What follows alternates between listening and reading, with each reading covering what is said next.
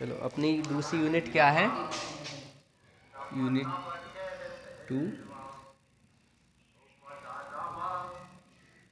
खेल एवं कार्य।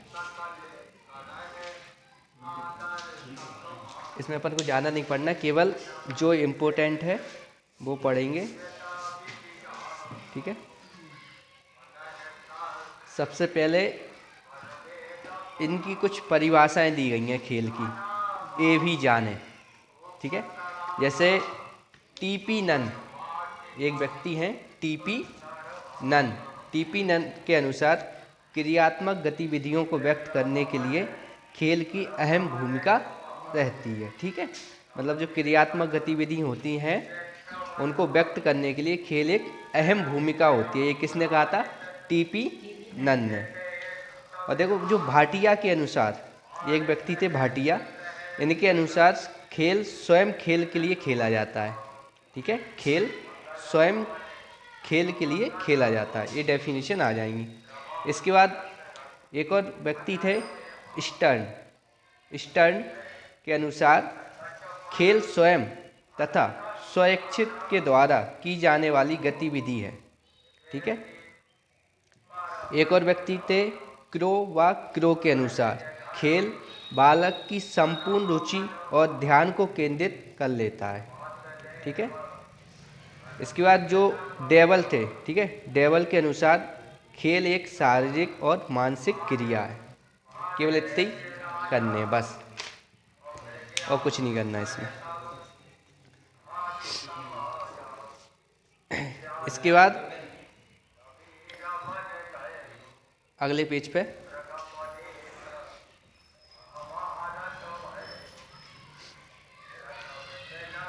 जो बॉक्स में दिया है कि खेल को जैविक संतुष्टि का माध्यम भी कहा जा सकता है तथा तनाव के समय खेल को नितांत आवश्यकता होती है।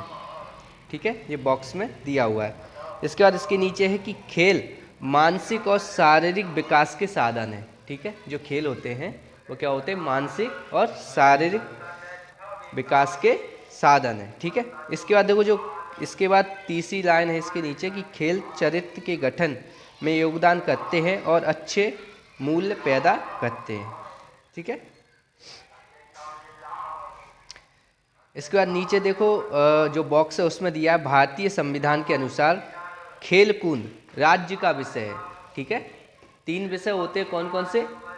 केंद्र के विषय, राज्य के विषय और दोनों के विषय। ठीक है, इनको कौन कौन सी सूची बोलते हैं? राज्य सूची, केंद्र सूची और समवर्ती सूची। ठीक है, तो वहीं जनवरी 1984 को भारत सरकार ने भारतीय खेल प्राधिकरण की स्थापना की। कब की? 1984 में भारत सरकार ने भारतीय खेल प्राधिकरण की स्थापना की। इसके बाद जो देखिए भारतीय खेल प्राधिकरण एक स्वायत्तशासी निकाय है जिसका मुख्यालय जवाहरलाल नेहरू स्टेडियम नई दिल्ली में है।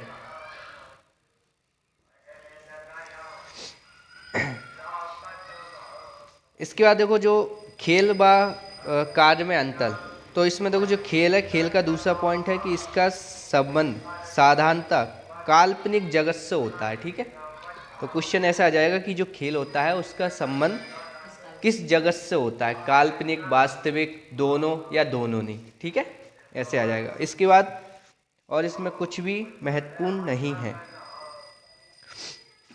इसके बाद देखो अगले पेज पे आओ, उस पर लिखा है खेल भावना।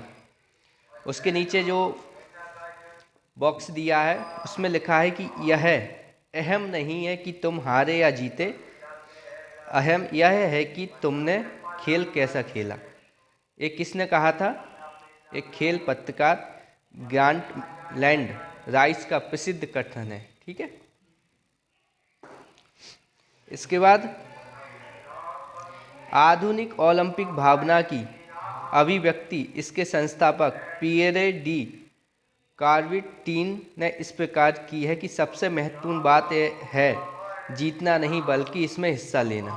ठीक है, इसके बाद शिक्षा में खेल प्रणाली। तो इसमें देखो तीसरी लाइन में लिखा है कि हेनरी काल्डवेल कुक को खेल विधि के शिक्षण कराने की विधि का जन्मदाता कहा जाता है। ठीक है, किसको? हेनरी काल्डवेल कुक को। ठीक है, और इनके अनुसार मेरा दृढ़ विश्वास है कि केवल वही कार्य करने योग्य है जो वास्तव में खेल है, क्योंकि खेल से मेरा अभिप्राय किसी कार्य को पूर्ण हृदय से करना है। ठीक है, ये बात इन्होंने कही थी। इसके बाद नीचे वाली जो बॉक्स है उसमें दिखाया गया है कि खेल शिक्षा देने एवं सिखाने का बहुत ही प्रभावशील साधन है, क्योंकि इसके द्वारा बच्चों का चारित्रिक, नैतिक, संवेगात्मक, मानसिक एवं सामाजिक विकास बहुत अच्छे ढंग से होता है। इसके बाद देखिए ये भी जाने, इसमें लिखा है कि पंडित जवाहरलाल नेहरू का खेलों के प्रति यह दृष्टिकोण था कि खेल की भावना से खेलना चाहिए। ठीक है, तो क्वेश्चन आ जाएगा कि ये किसने कहा था कि खेल की भावना से खेलना चाहिए। इसके बाद भारत में खेलोगे कूदोगे तो बनोगे खराब और पढ़ोगे लिखोगे तो बनोगे नवाब। यह क्या है? ग्रामीण पृष्ठभूमि में अति प्रचलन में है। ठीक है, आज भी क्या लोग बाग ये कहावत बोलते हैं कि खेलोगे कूदोगे तो बनोगे खराब और पढ़ोगे लिखोगे तो नवाब। ये कहाँ से आई है? तो ये ग्रामीण पृष्ठभूमि से आई है। ठीक है, ठीक है। इसके बाद देखो इसी में लिखा है कि खेलों के इतिहास में सबसे प्राचीन उपलब्ध प्रमाण कुश्ती का है। मतलब अगर बात की जाए कि सबसे पुराना खेल कौन सा है तो कौन सा है? कुश्ती। अब इसके बाद देखो मध्य प्रदेश खेलकूद संबंधी महत्वपूर्ण तथ्य।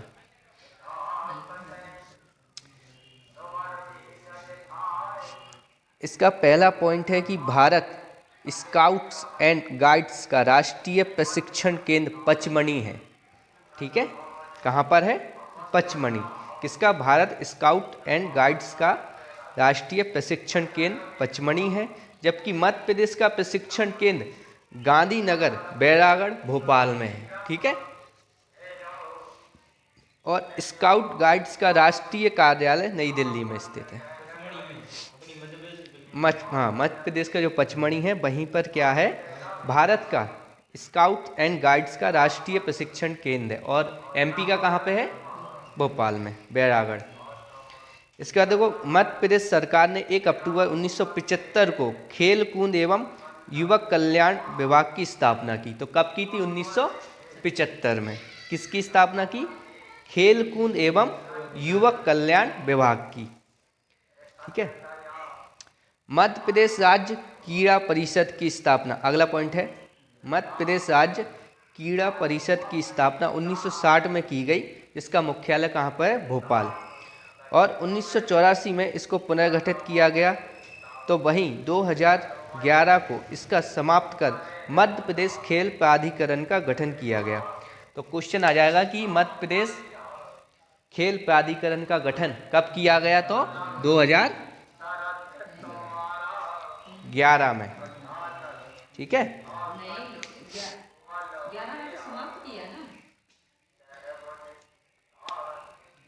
मध्य प्रदेश राज्य क्रीड़ा परिषद की स्थापना 1960 में हुई। ठीक है, तो जो मध्य प्रदेश राज्य क्रीड़ा परिषद थी उसकी स्थापना हुई थी 1960 में।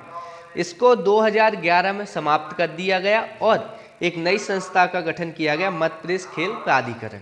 ठीक है, समझ में आया? जैसे मान के चलो पहले योजना आयोग था, अब योजना आयोग को खत्म करके क्या लाया गया? क्या लाया गया? इधर इधर इधर क्या लाया गया? योजना आयोग को खत्म करके क्या लाया गया? नीति आयोग। नीति आयोग के अध्यक्ष कौन होते हैं? प्रधानमंत्री। ठीक है,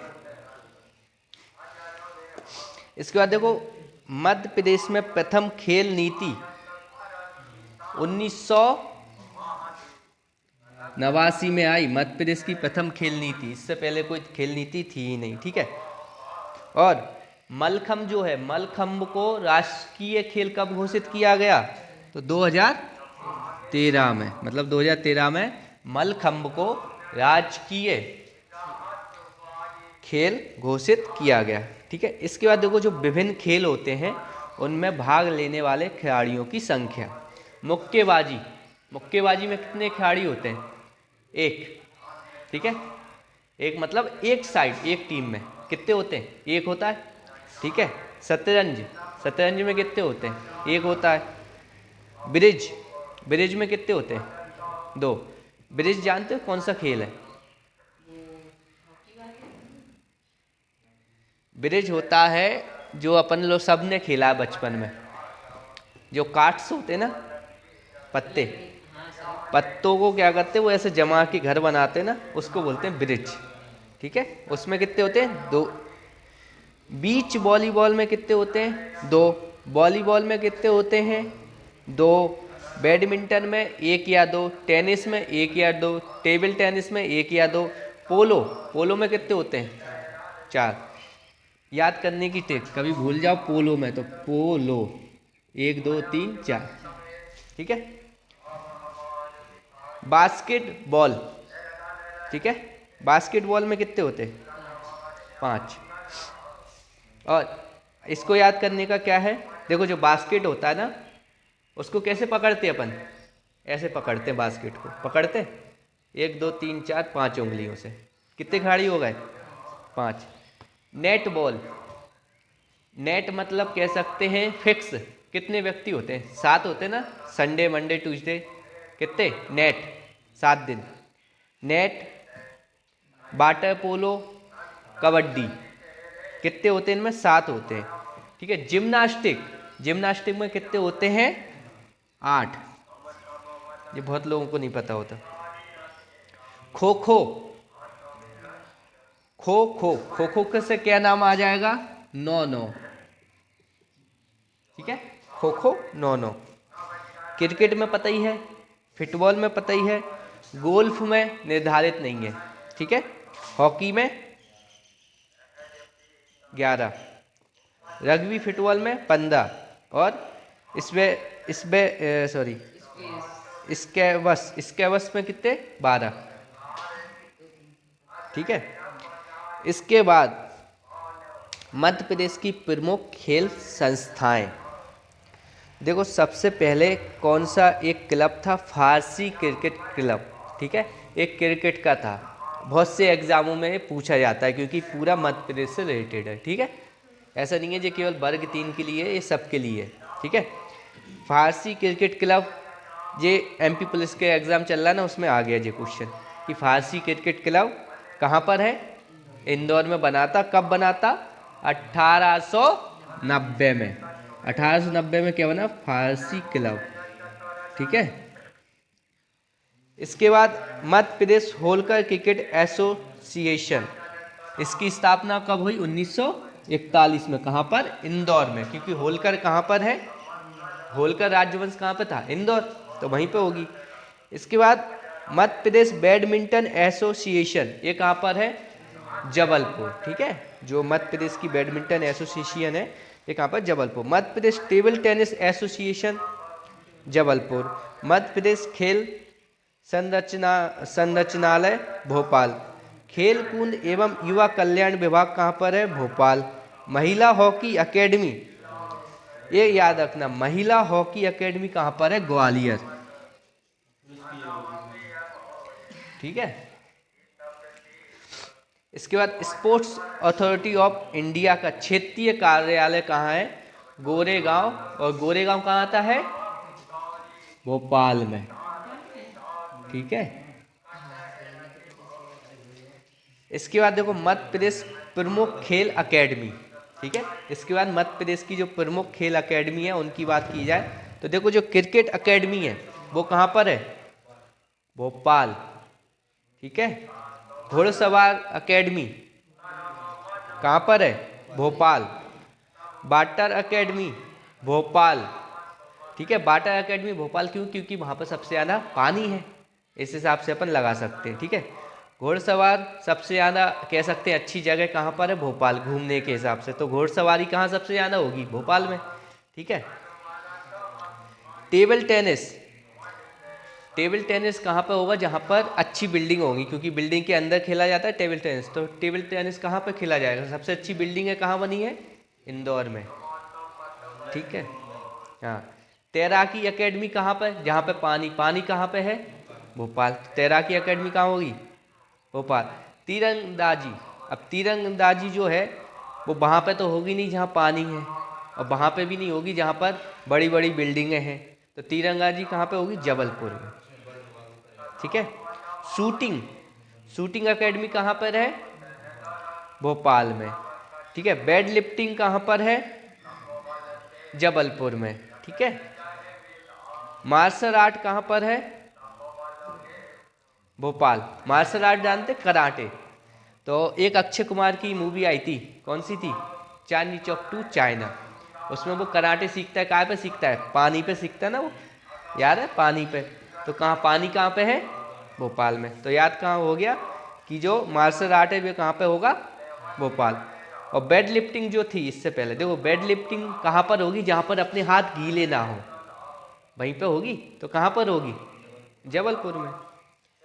साइकिलिंग, साइकिलिंग एकेडमी कहाँ पर होगी, जहाँ पर पानी नहीं होगा, सूखा अच्छी, तो कहाँ पर है, जबलपुर, ठीक है। एथलेटिक्स एकेडमी, ठीक है, जो एथलेट्स होते हैं ना, एथलेट्स में कौन आते, जो दौड़ने वाले होते हैं और जो तैरने वाले होते हैं, तो ये कहाँ पर होगी, भोपाल में। मलखम एवं जिम्नास्टिक एकेडमी, ये केवल उज्जैन में है, ठीक है। तो बहुत सी अपन को क्या ट्रिक से याद करनी है, जैसे क्रिकेट हो गई भोपाल, घुड़सवारी कहाँ होती है, भोपाल में ही। उसके बाद देखो वाटर एकेडमी कहाँ पर होगी, भोपाल में। इसके बाद टेबल टेनिस कहाँ खेला जाएगा, बिल्डिंगों के अंदर, कहाँ पे, इंदौर। इसके बाद तैराकी कहाँ होगी, भोपाल। तीरंदाजी कहाँ पे होगी, जबलपुर। शूटिंग एकेडमी कहाँ होगी, भोपाल। वेट लिफ्टिंग कहाँ होगी, जबलपुर। मार्शल आर्ट कहाँ पे होगा, पानी में होता है मार्शल आर्ट, भोपाल। वो चांदनी चौक टू चाइना यार। Cycling academy, Jabalpur. Athletics academy, Bhopal. और मलखम एवं जिम्नास्टिक एकेडमी, कंप्लीट, पूरी एकेडमी याद हो गई। अब देखो पूरे स्टेडियम, पहला है रूप सिंह स्टेडियम, ठीक है। तो जो रूप सिंह स्टेडियम है ये कहाँ पर है, ग्वालियर में, ठीक है। कभी ग्वालियर जाओ तो इसके अंदर जाओ, एक बार चले जाओगे तो जिंदगी भर याद रहेगा कि रूप सिंह स्टेडियम कहाँ पर है, ग्वालियर में, ठीक है। और उसमें कौन सी सुविधा है, दूध या रोशनी की सुविधा है, ठीक है। इसके बाद ऐशबाग जो स्टेडियम है ये कहाँ पर है, भोपाल में, ठीक है। तात्या टोपे स्टेडियम कहाँ पर है, भोपाल में। इसमें क्या है, जर्मन ट्रैक सुविधा उपलब्ध है, ठीक है। Nehru academy, Nehru stadium, Indore. अब है खेल प्रसार कहाँ पर है, इंदौर। यह सबसे बड़ा इंडोर स्टेडियम है, इंडोर मतलब जानते, बंद, पैक पूरा। तो सबसे बड़ा इंडोर स्टेडियम कहाँ पर है, इंदौर में, उसका नाम क्या है, अभय खेल प्रसाद। ऊषा राजे स्टेडियम कहाँ पर है, इंदौर में, ठीक है। इसके बाद ठाकुर रणमत सिंह स्टेडियम कहाँ पर है, रीवा। इसके बाद आ जाओ व्यायाम और योगासन। तो देखो योग भारत वर्ष की ही देन है, जो योग स्टार्ट हुआ है वो कहाँ से माना जाता है, कि भारत से ही स्टार्ट हुआ है। इसके बाद आगे देखो तो 21 जून को अंतर्राष्ट्रीय योग दिवस मनाना जाता है, ठीक है। तो जो 21 जून है वो क्या है, अंतर्राष्ट्रीय योग दिवस, ठीक है। और अब इसके बाद एक क्वेश्चन ये बन सकता है कि 21 जून को क्या हो गया अपना, योग दिवस, ठीक है।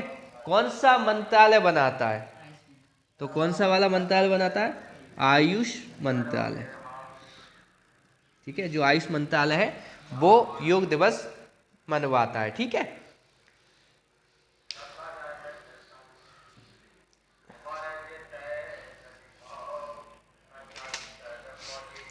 इसके बाद सबसे नीचे आ जाओ कि योग के अर्थ को भली भांति समझने के लिए निम्नलिखित परिभाषाएं सहायक हो सकती हैं।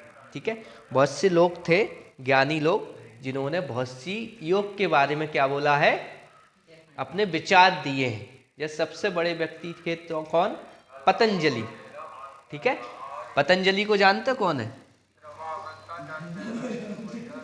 आधे से ज्यादा व्यक्तियों को लगता है पतंजलि बोले तो बाबा रामदेव। हाँ, जबकि पतंजलि एक महान क्या थे, एक आयुर्वेदिक थे। ठीक है, पतंजलि कौन थे, एक महान आयुर्वेदिक। तो इन्होंने क्या बोला, योग चित्त वृत्ति निरोध है। ठीक है, एक और व्यक्ति थे वेद व्यास। ठीक है, वेद व्यास कौन थे, नाम याद आ रहा है, वेद व्यास। इन्होंने क्या लिखा था, महाभारत शायद। तो इन्होंने क्या बोला था, योग समाधि है। ठीक है, और एक और थे डॉक्टर संपूर्णानंद के अनुसार योग आध्यात्मिक कामधेनु है। ठीक है, और भगवान श्री कृष्ण भगवत गीता में बोला था योग कर्मसु कौशलम। ठीक है, और आगम के अनुसार, आगम के अनुसार शिव और शक्ति के बारे में ज्ञान ही योग है। आगम किसे कहते हैं? ठीक है, इसके बाद भारतीय कृष्ण तीर्थ के अनुसार भगवान से व्यक्ति की एकता ही योग है। ठीक है, तो ये सब बोला है। इसके बाद योग का महत्व पढ़ लेना, कोई इतना इम्पोर्टेंट नहीं है। इसके बाद देखो योग के तत्व व अंग। महर्षि पतंजलि ने योग सूत्र में योग के 8 तत्वों का वर्णन किया है, जिसे अष्टपद कहा जाता है। ठीक है, तो केवल इतना याद रखना है कि महर्षि पतंजलि ने योग सूत्र में कितने तत्वों को बताया है, 8। ठीक है, इसके बाद देखो आसन परिभाषा वर्गीकरण एवं लाभ। पतंजलि के अनुसार आसन का अर्थ है स्थिर सुख, आसनम अर्थात व्यक्ति का सुख की स्थिति में बैठना। ठीक है, उसको उन्होंने बोला है आसन। ठीक है, इसके बाद और कुछ भी नहीं है। इसके बाद अगले पेज पे आ जाओ, एक और पेज निकाल लो, सूर्य नमस्कार। तो सूर्य नमस्कार की कितनी स्थितियां होती हैं, कितनी होती हैं, 12। केवल इतना याद करना है बस कि सूर्य नमस्कार की कितनी स्थितियां होती हैं, 12।